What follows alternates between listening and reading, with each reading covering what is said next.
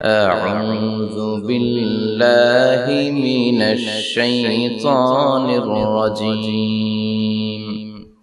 بسم الله الرحمن الرحيم. وقرن في بيوتكن ولا تبرجن تبرج الجاهلية الأولى إن الله وملائكته يصلون على النبي يا أيها الذين آمنوا صلوا عليه وسلموا تسليما. اللهم صل على محمد وعلى آل محمد كما صليت على إبراهيم وعلى آل إبراهيم إنك حميد مجيد. اللهم بارك على محمد وعلى آل محمد كما باركت على إبراهيم وعلى آل إبراهيم إنك حميد مجيد. দুই দিন ব্যাপী তাফসীর কোরআনের মাহফিলের আজকে দ্বিতীয় দিন মহিলা সমাবেশ। আজকের এই প্রোগ্রামে যে সমস্ত মায়েরা বোনেরা আপনারা এসেছেন, আপনাদের এই সুন্দর সিদ্ধান্তের জন্য আপনাদেরকে ধন্যবাদ। আপনাদের সবাইকে শুকরিয়া জানাচ্ছি, মোবারকবাদ জানাচ্ছি। আহলান ওয়া সাহলান ওয়া মারহাবান বিকুম ফি হাযাল লিকা আত-তাইয়িব আল-খালিস। আমরা শুরুতে আল্লাহর দরবারে শুকরিয়া জানাই যে আল্লাহ তাআলা আজকে হিলফুল ফুজুল ইসলামী যুব সংগঠনের আয়োজনে চমৎকার একটি মহিলা সমাবেশের আয়োজন তারা করেছে। আমি সব সময় আমার শ্রোতাদেরকে এই কথাটা বোঝানোর চেষ্টা করি যে নারীদেরকে সুযোগ করে দেয়া দরকার, কেননা এই নারীদের পেট থেকে জন্মেছে নবীরা, নাকি নবীরা আকাশ থেকে নেমে এসেছে? আল্লাহর ওয়ালিরা, ইসলামের জন্য যারা শহীদ হয়েছে, সব শহীদরা, সব সিদ্দিকীনরা, সব সৎ কর্মশীলরা এই নারীদের পেট থেকে এসেছে। এজন্য নারীদের পেটগুলো হচ্ছে খনির মতো, এটা খনি। নারীদের যত্ন নিলে এই খনি থেকে ভালো জিনিস পাওয়া যাবে, আল্লাহওয়ালা পাওয়া যাবে, হাফেজ পাওয়া যাবে, সালেহ পাওয়া যাবে।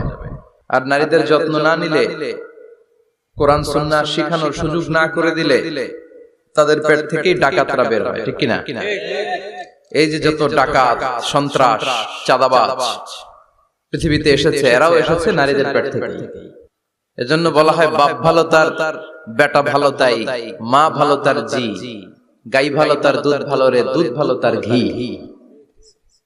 গাই ভালো তো দুধ ভালো, দুধ ভালো তো ঘি ভালো, মা ভালো তো মেয়ে ভালো, বাপ ভালো তো বেটা ভালো। কথা বুঝতে পেরেছেন? এজন্য নারীদেরকে সুযোগ করে দেওয়া উচিত। তারা যদি কোরআন সুন্নাহ জানে তাহলে ঘরের মধ্যে কোনো শিরকের ছোঁয়া থাকবে না। আর নারীরাই যদি বিপদগামী হয়, ওই ফ্যামিলিটা বিপদগামী হয়ে যায়। এজন্য আসুন আমরা আল্লাহর দরবারে শুকরিয়া জানাই যে আল্লাহ তাআলা আমাদেরকে আজকে মহিলা সমাবেশে আসার বসার তৌফিক এনায়েত করলেন। আমরা আল্লাহর দরবারে শুকরিয়া জানাই। আমরা পড়ে নিচ্ছি কালিমাতুশ শুকর, আলহামদুলিল্লাহ। আমরা আল্লাহর কাছে কামনা করছি যে আল্লাহ তাআলা শেষ পর্যন্ত যেন আমাদেরকে এই প্রোগ্রামে উপস্থিত থাকার তৌফিক এনায়েত করে এবং এই প্রোগ্রামের সর্বোচ্চটা যেন আমরা নিয়ে যেতে পারি। আল্লাহ তুমি তৌফিক দাও। আজকের এই প্রোগ্রামটাকে তুমি আমাদের নাজাতের ওসিলা বানাও।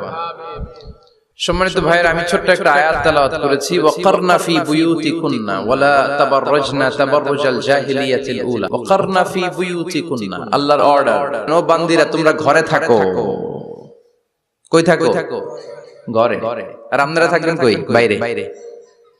নারী যদি ঘরে থাকে, আমরা কই? বাইরে। এটাই হচ্ছে সিকোয়েন্স। পুরুষরা থাকবে বাইরে, নারীরা ঘরে। পুরুষরা প্রয়োজনে ঘরে যাবে আর নারীরা প্রয়োজনে বাইরে যাবে, ঠিক কি না? এজন্য রব্বুল আলামিন বললেন ওয়াকারনা ফি বুয়ুতিকুন্না ওয়ালা তাবাররাজনা তাবাররুজাল জাহিলিয়াতিল উলা। ও আমার বান্দারা, ও আমার বান্দিরা, তোমরা ঘরে অবস্থান করো, ঘর থেকে বের হবে না প্রয়োজন ছাড়া। আর জাহিলি যুগের নারীদের মতো নিজেদের সৌন্দর্যকে প্রকাশ করে বের হবে না। কথাটা কার? বলো, কথা কার? আল্লাহর বাণী। আমার বান্দিরা তোমরা ঘরে অবস্থান করবে। আর জাহিলি যুগের নারীদের মতো নিজেদের বিউটি সৌন্দর্যকে এক্সপোজ করবে না, দেখিয়ে বেড়াবে না। ঘরের মধ্যে তোমাদের অবস্থান, তার মানে নারীর মূল আবাস কেন্দ্র হলো ঘর। পুরুষ থাকবে বাইরে, পুরুষ কাজ করতে যাবে, চাকরি করতে যাবে, সমাজে নেতৃত্ব দিতে যাবে, রাতের বেলা বিশ্রামের জন্য ঘরে আসবে। আর নারী সারাদিন সারা সময় ঘরে থাকবে, ডাক্তারের কাছে যাওয়ার জন্য ঘরের বাইরে যাবে, জরুরি প্রয়োজনে ঘরের বাইরে যাবে, ঠিক কিনা? তাহলে ঘরটা বেসিক্যালি নারীদের, ঘর নারীদের দখলে আর বাহিরটা আমাদের দখলে। এটা হচ্ছে আল্লাহর দেয়া সিকোয়েন্স। সুবহানাল্লাহ পড়ে। কিন্তু নারীরা এখন ঘর থেকে বাইরে বেরোতে শুরু করেছে।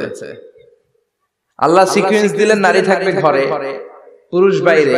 আমরা উল্টায় ফেলছি, এখন আমরা থাকি ঘরে, নারীরা চলে গেছে বাইরে। এজন্য জ্বালা যন্ত্রণা ফ্যামিলির ভিতরে বেশি না কম? আমি বলে থাকি যে নারীরা দুই জায়গায় খুব বেশি যায়, হুমড়ি খেয়ে পড়ে। এক যায় বাজারে, দুই যায় মাজারে, ঠিক কিনা? মাজারে যায় অনেক, ছেলে নাই মেয়ে নাই, ভাবে যে মাজার থেকে সন্তান পাওয়া যায়। এরকম আছে না নাই?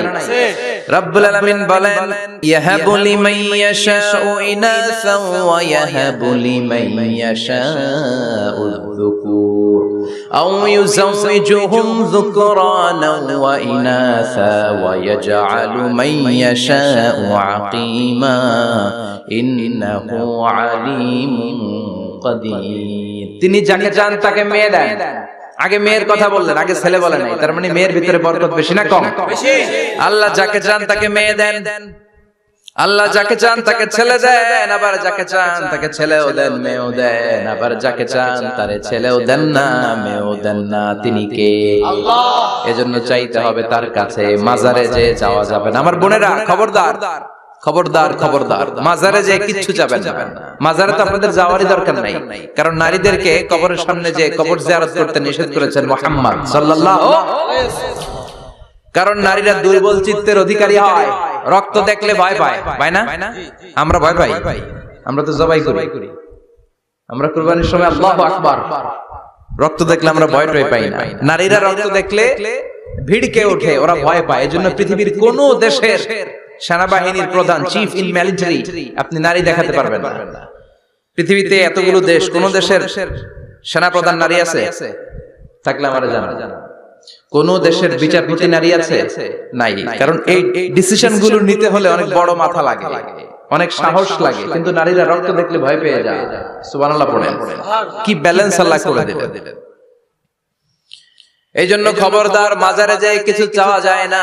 মাজারে পড়ে থাকা ব্যক্তিটা আপনার মতোই ব্যক্তি। আল মাইয়িতু ফিল কবরি কাল গরিকু ফিল বাহরি। সাঁতার না জানা ব্যক্তি সাগরে পড়ে গেলে যেমন অসহায়, কবরে চলে গেলে মানুষ তেমন অসহায়। সে কিছু দিতে পারে না, বরং আপনি কবরের সামনে যে দোয়া করে তার কিছু দিয়ে আসবেন, ঠিক কিনা? কথা বুঝতেছেন? এজন্য মায়েরা বোনেরা আবার বলি, খেয়াল করে শুনবেন, মাজারে যাওয়া যাবে না, মাজার কেন্দ্রিক হওয়া যাবে না। চাইতে হবে কার কাছে? দিতে পারে একজন, তিনি কে? কেউ যেটা দেখে না দেখে কে? কেউ যেটা শুনে না শুনে কে? কেউ যেটা পারে না পারে কে? এজন্য চাইবো কার কাছে?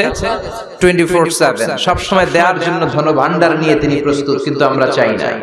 এজন্য মায়েরা যারা এতদিন মাজার কেন্দ্রিক ছিলেন, এই অভ্যাসকে আপনারা পাল্টে ফেলেন। মাজারেও যাবেন না, বাজারেও যাবেন না।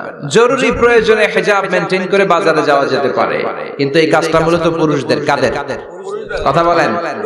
এজন্য আল্লাহ বললেন, ওয়াকারনা ফি বুয়ুতিকুন, নারী তোমরা ঘরে থাকো। কিন্তু ঘরে না থেকে এখন বাজার কেন্দ্রিক, মাজার কেন্দ্রিক, ঘরে থাকতে চায় না। ঘরেই যে আল্লাহ কত দায়িত্ব দিয়েছে নারীদের। এক একটা ঘর, এক একটা ফ্যামিলি, এক একটা ফ্যামিলি, এক একটা ইনস্টিটিউশন, প্রতিষ্ঠান। আর এই প্রতিষ্ঠানের এমডি, ম্যানেজিং ডাইরেক্টর হচ্ছে এক একটা মহিলা। চিল্লা এখন ঠিক কিনা? রব্বুল আলামিন নারীদেরকে ঘরের এমডি বানালেন, বাড়ির এমডি, ম্যানেজিং ডাইরেক্টর। অনেক কিছু ম্যানেজ করতে হয়। ফুড ম্যানেজমেন্ট জানা লাগে, কুকিং ম্যানেজমেন্ট জানা লাগে, রেয়ারিং আপ দ্য চিলড্রেন জানা লাগে, ডিপ্লোমাসিও জানা লাগে। কেমন করে রান্না করবে এটা জানতে হয়, কেমন করে ঘরকে ক্লিন রাখবে জানতে হয়, কেমন করে ছেলে মেয়েকে লালন পালন করতে হবে জানতে হয়, কেমন করে স্বামীর মন জুগিয়ে শাশুড়ির মন জুগিয়ে চলতে হয় সেটাও জানতে হয়। এটা বলে ডিপ্লোমাসি। কূটনৈতিক জ্ঞান না থাকলে আরেক বাড়ির মাইয়া নতুন এক বাড়িতে যাইয়া সবার সাথে মিলেমিশে চলতে পারে? কথা কন। তো আপনার ডিপ্লোমেসি জানা লাগে, আপনার food management, cooking management, washing management, rearing up the চিলড্রেনদেরকে কিভাবে বড় করতে হয় এটা জানতে হয়। তো এত দায়িত্ব ধুইয়া আপনার ম্যানেজিং ডাইরেক্ট দায়িত্ব দিয়ে আপনি বাইরে যান কেন?